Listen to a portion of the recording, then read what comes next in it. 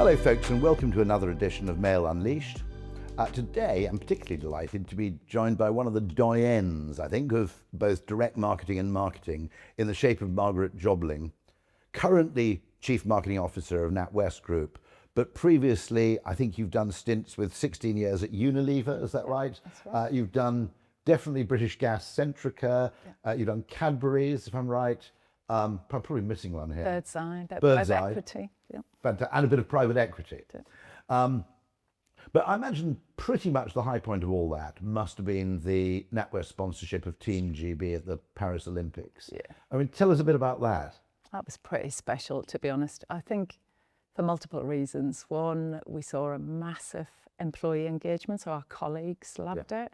Two, customer engagement. We signed the contract about 12 months before the games. So we had, as I said, the Olympics waited for no man. So we had quite a, I would say, frenetic fight path to get to the games. And then obviously the experience of the Olympics, which was pretty phenomenal. And then you have the thing, which I suppose it's one massive commitment and one quite large check, but it only really works. I think those sponsorships only really work if you take it all the way into the details, into every single touch point.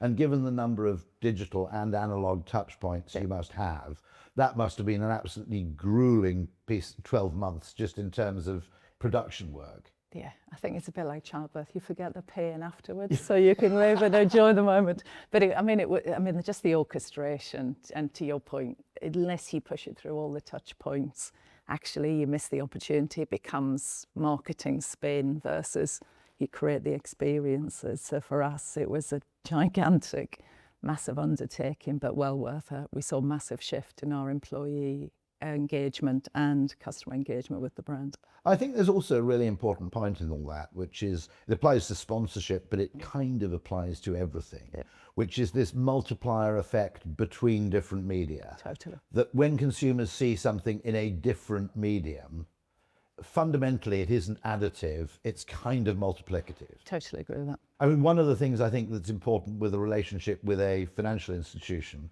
as it becomes increasingly dematerialized, is that those things that remain material or physical actually take on a disproportionately important role. Trust particularly, I think. Yeah. You know, I mean, one of the things I think I can see an increasing role for direct mail, physical direct mail, in financial questions is actually fraud prevention. The whole question that, broadly speaking, it's pretty easy to do a scam in email and pretty inexpensive. But that's a different question if you know, people aren't really going to pay for 100,000 letters in the same way as they might have 100,000 emails. And so what's physical becomes more and more important, I think. But I mean, you still are not only in just obviously the delivery of cards and things of that kind, you still are pretty heavy as a user of direct mail. Do you encounter some resistance in that there's always a drive from finance to dematerialize and digitize everything? And do you have to sort of push back and say, look, actually this is about effectiveness, not efficiency? I'd say a couple of points. One, I totally agree with you. I think physical and digital will become ever more important, particularly in a world where authenticity, trust is going to become harder to find. And we see that. I mean, in banking, fraud, scam is massively on the rise. And I think that's ever so going to be. So I think the combination of the two, and we talk a lot about omni-channel, you know, how do you get the synergistic effect of channels? The physical is trusted. We know when you see some of the stats on mail specifically, 71% of people trust what they get through the mail. And therefore for us, it's an important touch point.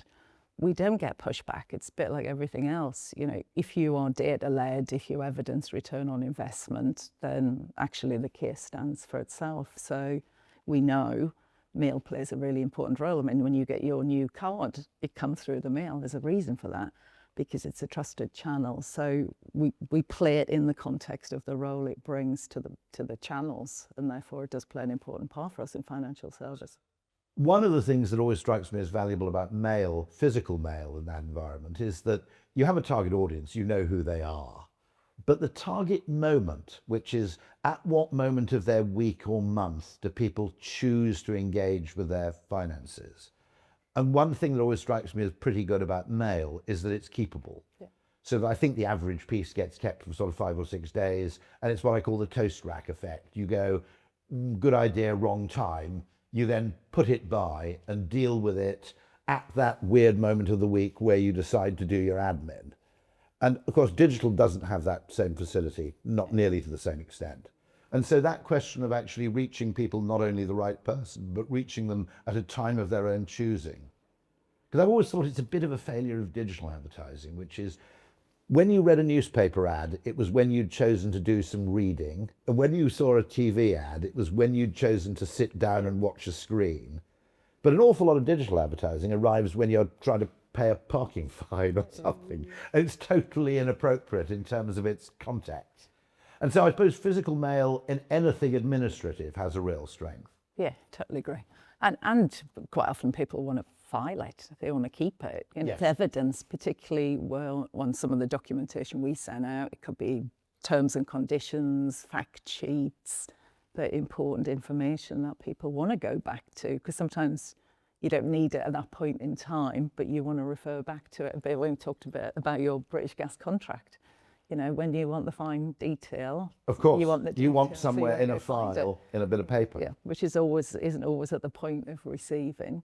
Also, we see a lot of people screen out email. I mean, I think if you look at open rates, if we know open rate of a DM versus open rate of an email, you see very different quantums of engagement in some of the other channels. So there's this fantastic finding that if you can measure it well enough, campaigns involving direct mail, if you can find the right moment, are apparently 52% more likely to report significant ROI benefits.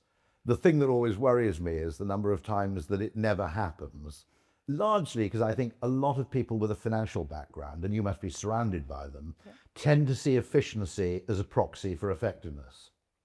And consequently, they see a low-cost channel which wins 50 customers as somehow more efficient than a higher-cost channel that might win 150.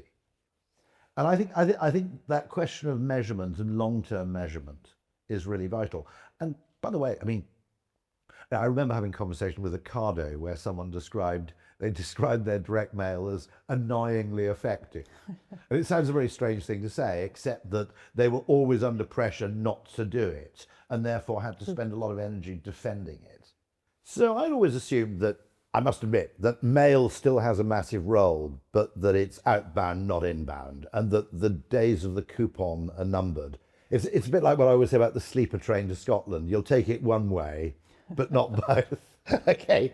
And yeah, you've got an extraordinary story from, I think, Centrica, where you found the most successful response Direct channel response. was asking people to take out a pen and tick a box. Correct. Yeah, roll off, end of tariff. So we sent literally paper and said, do you want to renew? Yes or no, tick. And we send it back. And that was some of the best responses we've ever seen. You could get it even higher, I suspect, by borrowing from Reader's Digest and having a yes-no sticker if you wanted to go that far.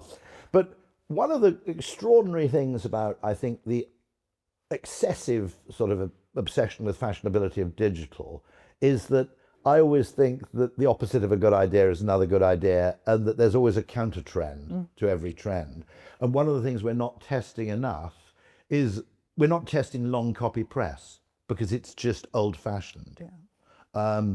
And we're probably not testing tick a box because it's just, and this is a terribly kind of fashion driven business in a way. I mean, jingles disappeared not because they stopped working, but because effectively people thought they're unfashionable and deliberately bucking the trend. Any other thoughts? I mean, you're clearly, you're continually and loyally committed to this channel as part of your testing strategy. And do you see this demographic trend that it's declining in efficiency? Or do you actually find that Gen Z are sometimes just as likely to respond as anybody else? I think Gen Z are as likely, if not more likely, to respond as anyone else. I mean, I do think there's something interesting about your point on, you know, how quickly we get bored with channels and just move on. I think the way we're going to have to engage in the future is going to fundamentally change, because if you look at what's happening, whether it's searchability, discoverability, you know, how are brands going to differentiate? I think you need to pull every single lever at your disposal. Well, this has been fantastic, and it's confirmed quite a lot of my existing weird prejudices that we're turning our back on disciplines and also on lifelong learnings simply because of fashion rather than any meaningful, measurable results or effectiveness. And all it remains for me today is, if you'd like to know more about how you can unleash the power of your direct mail for your own business, you'll find a lot more on this at marketreach.co.uk. Margaret, it's been a joy as always. Thank you very much, and see you all next time. Thank you.